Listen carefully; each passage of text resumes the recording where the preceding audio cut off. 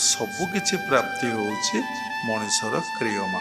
मनुष्य को स्वतंत्र क्षमता दि जाइछि, स्वतंत्र विचार दि जाइछि, स्वतंत्रता सबकिछि दि जाइछि।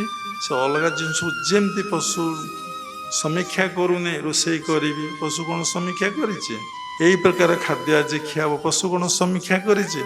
मो पुओ झील को नहीं यूनिवर्सिटी पाठ पढ़ेबी पशु कौन समीक्षा करिछे। ता देह सुस्थ होइछे मुझे मेडिकल नहीं जीवी ता कौन पशु समीक्षा करिछे। यही जमी बिल्डिंग टे बनैबी एसी टी लगे पशु कौन गरम एत जोर हो पशु कौन ताको समीक्षा करिछे।